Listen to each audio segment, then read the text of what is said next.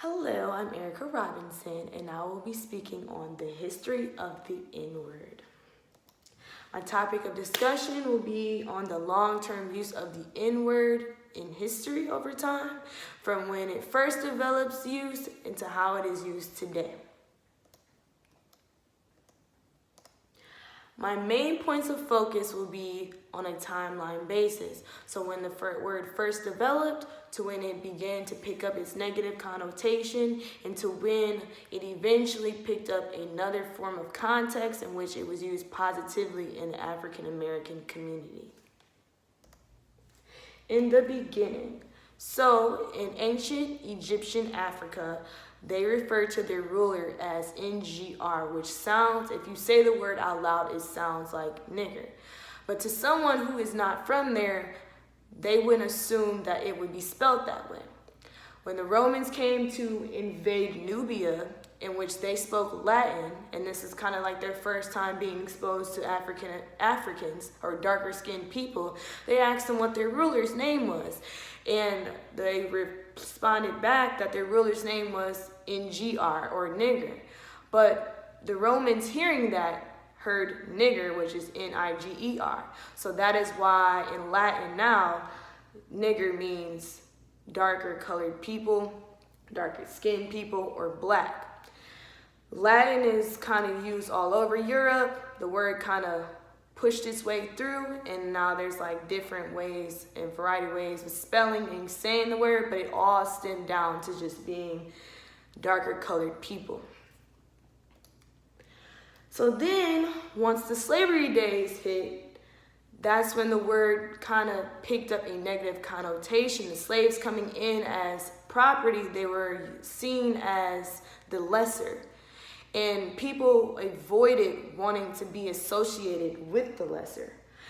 And the lesser was named nigger because that's the word that they described them as being a colored person. But now these colored people are not only just niggers, but now they're ignorant, they're criminals, they're lazy, they're hypersexual, they're cowards. They picked up these stereotypes for them. And all these negative stereotypes connected to these colored people, in which connected to the word nigger. So now nigger means to be an ignorant, lazy, coward, criminal, colored person, in which the white people wanted to stay away from or not be associated with. And that is how the word became negative, because people did not want to be that. They felt that was the opposite of what they were. And in Ian Haney Lopez's, he says, they fashion identity for themselves that is the positive mirror image of the negative identity imposed on the people of color. So for every negative characteristic about the black people, there was always a positive white one, which kind of led to superiority, in which the white people also used the word to belittle the black people, to kind of put them in their place and make them know that they are the lesser and they are below them. Yet, then another turnaround came as the laws came into place that kind of attempted to eliminate public racism. That, like the 3 amendments, the Civil Rights Act amendments, they helped to kind of dim down the public use and the public and negative use of the N-word. And as that went down, the black people kind of turned the word around and used it as a word of endearment. They kind of turned the word around and allowed it to be to represent friendship. They kind of found comfort in the word, seeing how it was used against them in such a negative manner.